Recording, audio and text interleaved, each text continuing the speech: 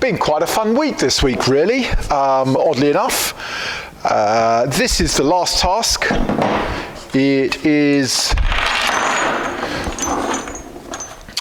Richard is prepping up an Amazon for sort of Peking to Paris sort of guys, and he tried to replace the bronze bushes in the idle arm, and by his own admission made a bit of a mess of it.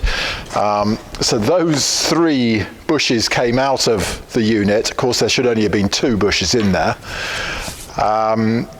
But also, unfortunately, in me trying to get the pin out, I pained over the thread a little bit, so we've had to go for a whole kit now instead of just the 2 bushes. So there it is, new pin in there, the new bronze bushes in there, then reamed, and finally you set up the preload with the shims that they supply you with. And there we go, that is just lovely there. That's greased up now and just the right sort of preload in that. So that'll go back to Richard, and he can get that straight onto his car, and his car will be steerable again. So, the other bit of fun was Simon's car. Come and have a look at this. So this is Simon's 220. He's been getting a bit frustrated with it, I'm afraid to say, because it's been, I think, probably, Emma tells me, weeks or perhaps months in various workshops trying to get this car running.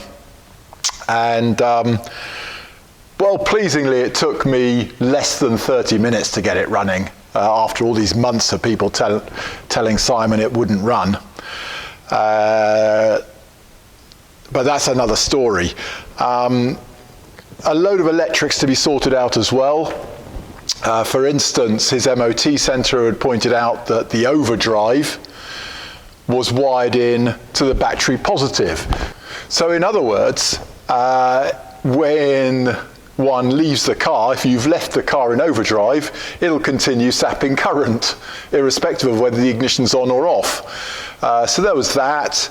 Then, although they'd done the wiring sort of, nicely, to the extent of carefully looking at the reverse wire and deciding it was no longer necessary, and carefully binding that back in on the loom over on the left-hand side there. So I had to dig that back out, fit the relay, and then sort out some various shorts that were out, short circuits out in the back there.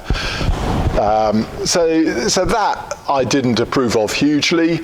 And then finally, these electrics, they put in a stepper relay here. So that means that instead of being on the foot switch, you can go dipped or main beam on the indicator stalk, which is a nice idea. I kind of like that myself, and certainly on our rally cars, we always do that. However, they'd left the dip switch in situ, and in fact, neither of them worked properly. We have now deleted the foot switch, and the stepper relay works correctly. And this is actually the topic of one of my videos on Patreon. So if you want to do it, then give us a shout, because we've got all the details of how you do this properly. What else do we do? Okay, I did add in one additional relay, which is for the horn. Particularly here, Simon's got some really chunky klaxon horns down here, electric. But even on the standard horn, a horn takes a high current. And you don't really want your horn push terminal at the steering wheel to be taking that higher current. And so therefore, particularly on all of our rally cars, but many road cars as well, we'll always put in a relay such that the horn push takes a very low trigger current, and the actual load current that goes through the horns is provided by the relay. It just means that there's one less thing to go wrong. So there we go. And finally, so these are nice new Webers from 40 DCOEs, so correct, we would never fit a 45 to the Volvo B18 or B20, however powerful they are. 40 is more than enough. You still have to choke it down below 40.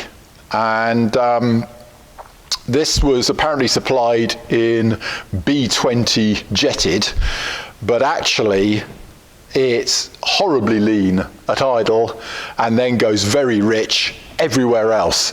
And actually, thankfully, because we've got quite a bit of experience of setting these up, we managed to home straight in on that. So let's just have a quick look. And what you have is these two jets here are the idle jets, and they were significantly too small, about 20% too small. So I'm just waiting for the ones we reckon are correct from our experience to come, and that will bring my idle mixture back up again to a sensible level. These two jets here are the combination of main jet, emulsion tube, and air corrector. And these are all too big, and by about 15%. Approximately. So I've already, thankfully, I managed to find some main jets that are one of the two choices that we would recommend. I put those in, and Simon took the car out the other day, and that has started to bring the running mixture back into line, but we're still waiting to get from Webcon the emulsion tubes and air correctors, and then that'll be our usual expectation. From there, we can then home in precisely on any little subtle tweaks that we need to get the mixture just so. So that's the Webbers. Now, the reason I got Simon up here midway through the task was because the car is running 205s. Hang on, let me just check. 205, 50 R17s, much bigger tyre than we would ever choose on these big stylish 17-inch wheels, and therefore Simon had wisely chosen to go for electric power steering, because with that amount of rubber on the deck, there'd be a lot of effort involved in hauling it around, particularly at manoeuvring speeds. Now, we don't particularly like electric power steering. However, I understand the reason for it to be here. But Simon was complaining that every bend he went into, he felt as though the back end was going to come round on him. And to that end, knowing that we had to keep, I wasn't allowed to delete the electric power steering, sadly. So we got the geometry kit on, and we found that the steering caster angle was at -1, over -1, which means it would feel very tail happy. It would feel like the back end was trying to come round on you every time you move the steering wheel. So we put that back to the factory spec, which is 0 to +1. In fact, I put it towards a stable end. I put it towards +1, in fact. And we changed the camber angle from 0 to -0.7-ish. That makes very little difference. Caster angle is the critical item on these cars. Absolutely. Get it wrong, the car's horrible. Get it right, the car should be lovely.